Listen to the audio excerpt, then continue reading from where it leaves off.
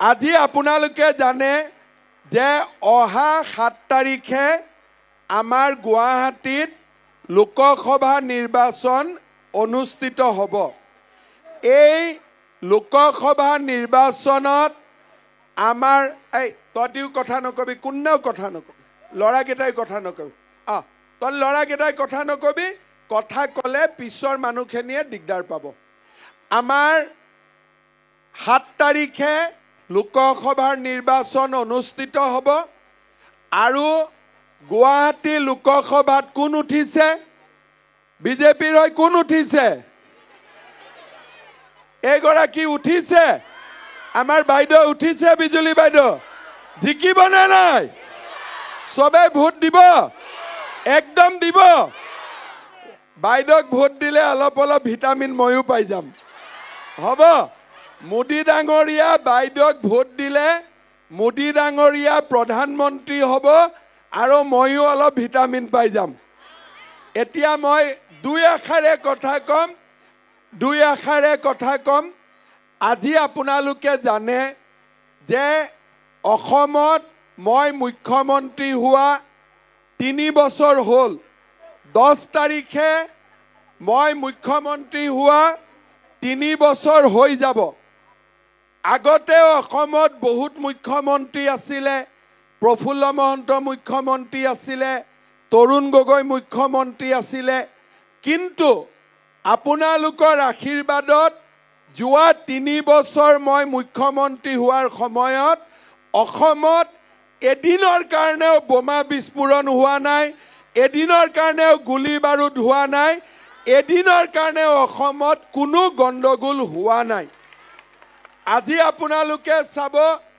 যোৱা 3 বছৰত অসমীয়া বঙালী মানুহৰ কাজিয়া নোহোৱা হ'ল, অসমীয়া হিন্দীভাষী মানুহৰ কাজিয়া নোহোৱা হৈ গ'ল। হিন্দু, মুছলমান, খ্ৰীষ্টিয়ান সকলো মানুহ আজি আমাৰ ৰাজ্যখনত সুন্দৰভাৱে বাস কৰিছে। আমাৰ ৰাজ্যত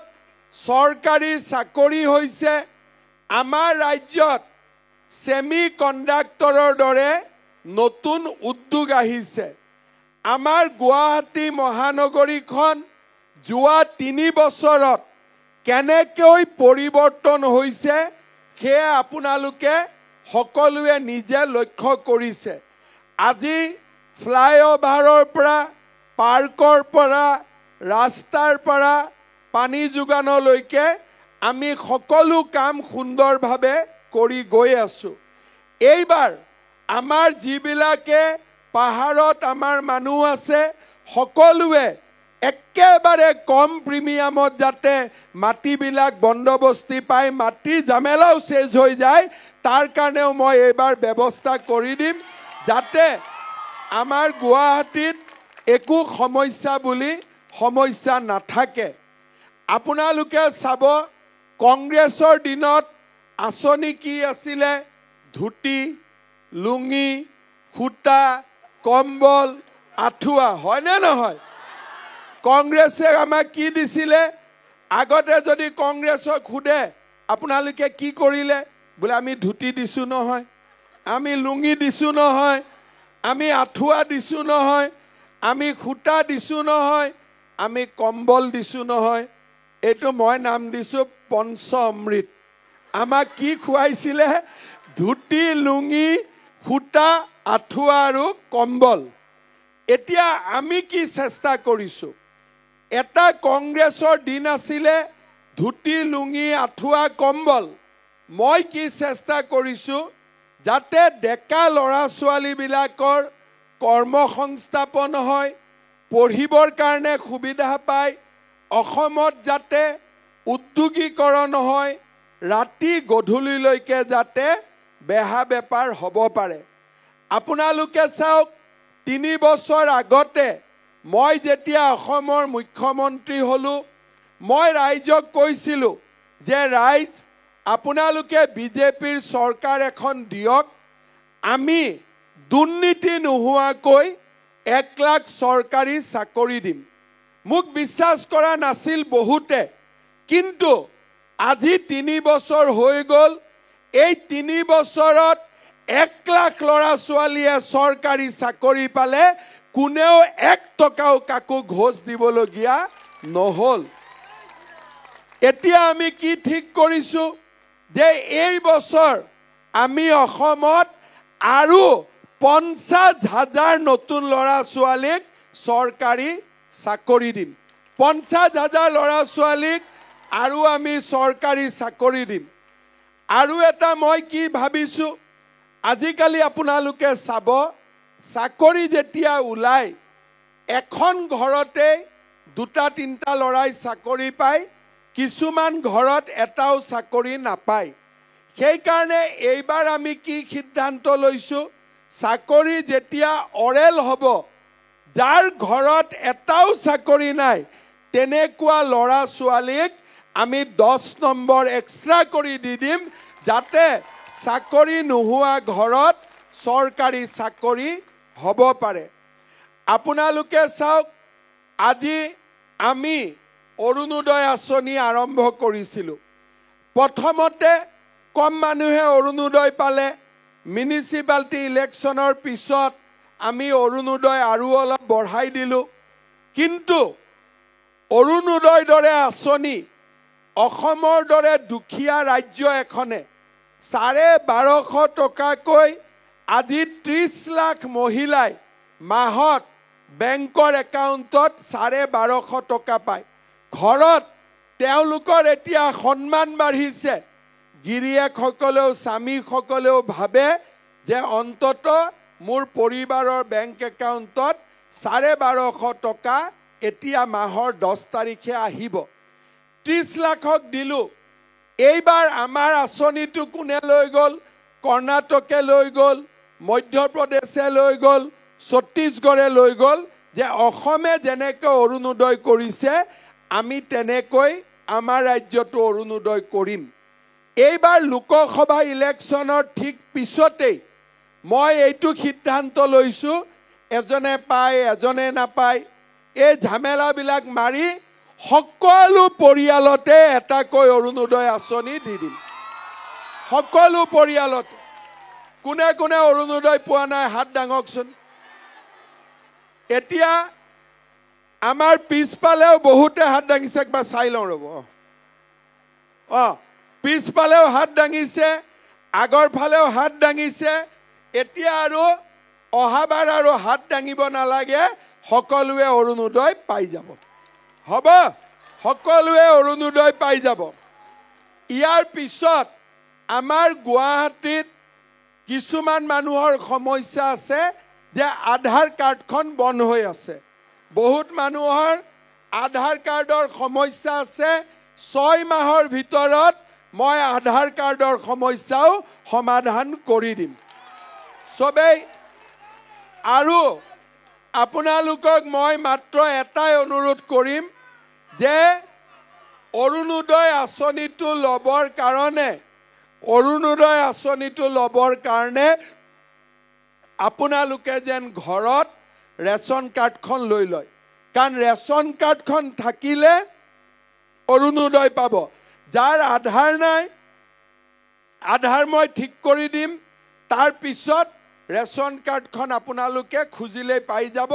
আৰু তাৰ পিছত অৰুণোদয় হৈ যাব কাৰ কাৰ ৰেচন কাৰ্ড আছে হাত দাঙকচোন সবৰে ৰেচন কাৰ্ড আছে আৰু কাৰ নাই হাত দাঙক যিখিনি ৰেচন কাৰ্ড নাই মই আমাৰ কাউন্সিলৰ সকলক শিকাই দিম আপোনালোকে এপ্লিকেশ্যন কৰি দিব আপোনালোককো মই ৰেচন কাৰ্ড দি দিম যাতে সকলো পৰিয়ালতে এইবাৰ অৰুণোদয় আঁচনি পাব পাৰে ৰেচন কাৰ্ডখন হলে কি লাভ হয় আজি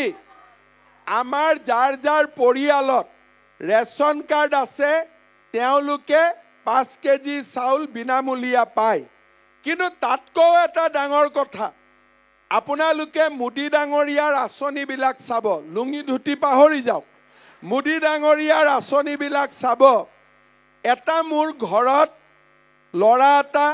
নতুনকৈ কামত সোমাইছে বিয়া পাতিম বুলি পইচা পাতি গোটাইছে যে বিয়া পাতিম ফাৰ্নিচাৰ মুগাৰ মেখেলা চাদৰ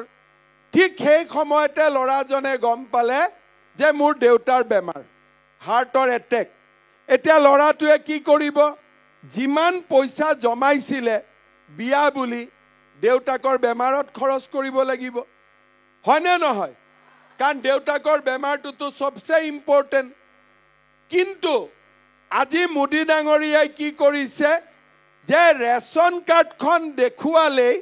5 লাখ টকাৰ আপোনালোকে আয়ুষ্মান ভাৰতত বিনামূলীয়া ট্ৰিটমেন্ট পাই যাব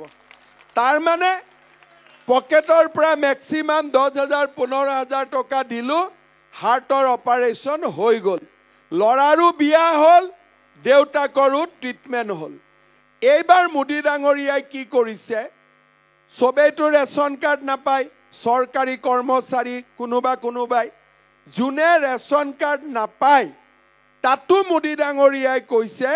যদি দেউতাক মাকৰ বয়স 75 বছৰ হয় তেতিয়া তেওঁলোকক আমি আয়ুষ্মান ভাৰতৰ কাৰ্ড দি দিম যাতে সকলোৰে ট্ৰিটমেন্টৰ ব্যৱস্থা সৰকাৰে কৰিব পাৰে লৰা ছোৱালী এইটো দায়িত্ব লব নালাগে আপোনালোকে চিন্তা কৰক মোদী ডাঙৰীয়াই কোলৈকে কথাবোৰ চিন্তা কৰে কেইদিনমানৰ পৰা অসমত দেখিছে যে মই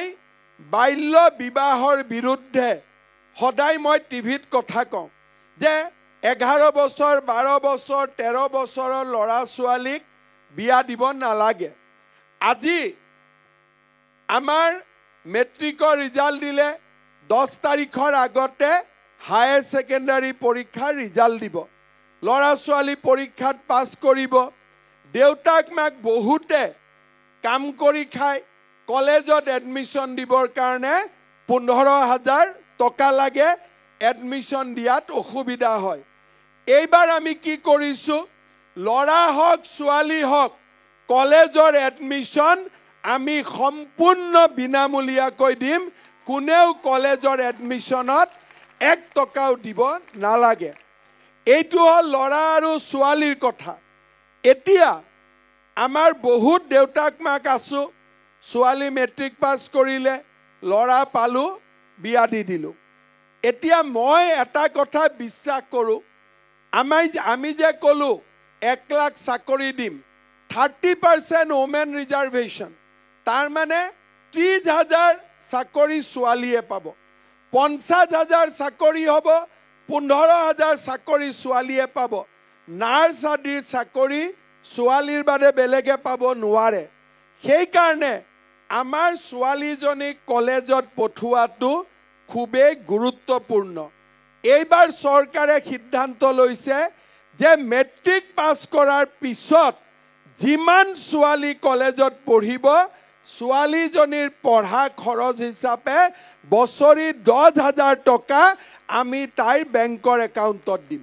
বছৰি আৰু যদি হায়াৰ সেকেন্ডাৰীৰ পৰা ডিগ্ৰী পঢ়ে 12,500 টকা কৈ দিম আৰু যদি ইউনিভাৰ্চিটিত পঢ়ে তাইৰ বেংক একাউণ্টত আমি প্ৰত্যেক বছৰে 25,000 টকা কৈ আমি দি দিম আজি আপোনালোকে চিন্তা কৰক চাকৰি অৰুণোদয় কলেজৰ নামভৰ্তি এই গোটেই কামবিলাক আজি চৰকাৰে দায়িত্ব লৈছে আমাৰ গুৱাহাটীতো মহিলা আত্মসহায়ক গোট আৰম্ভ হৈছে এইবাৰ অসমত যিমান মহিলা আত্মসহায়ক গোট আছে সকলোৰে সদস্যসকলক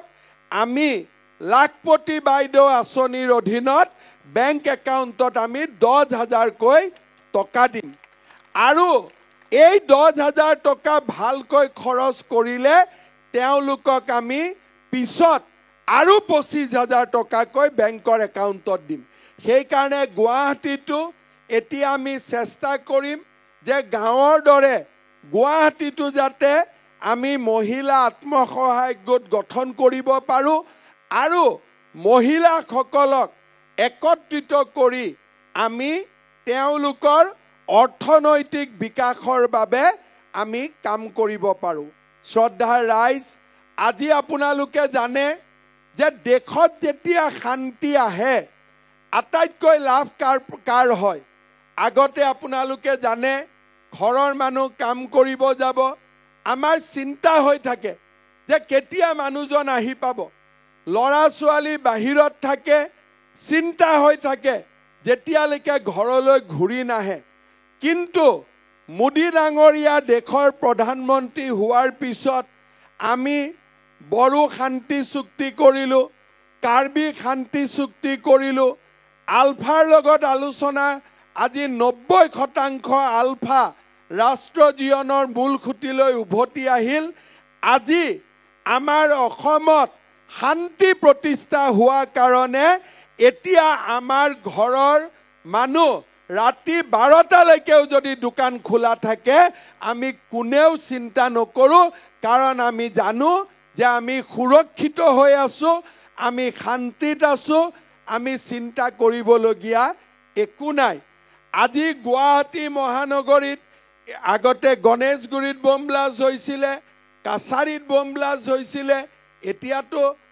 আন্দোলন পৰ্যন্ত নহয় কতো একো নাই সুন্দৰ কৰি আমি শান্তিত আগবাঢ়িছো কাৰণ মোদীজীয়ে আমাক তেনেকে আগুৱাই লৈ গৈছে আজি যেতিয়া মোদীজীৰ প্ৰসংগ আহে আপোনালোকে দেখা পাব যে মোদীজীয়ে আমাৰ ৰাজ্যখনক কিমান ভাল পায় এতিয়ালৈকে কিমানবাৰ অসমত আহিছে তেওঁ 27 বাৰ তেওঁ অসমলৈ আহিছে কোনো প্ৰধানমন্ত্ৰী আগতে অসমলৈ অহা নাছিল অসমৰ এখন জিলা নাই প্ৰধানমন্ত্ৰী থাকুতে বা নাথাকুতে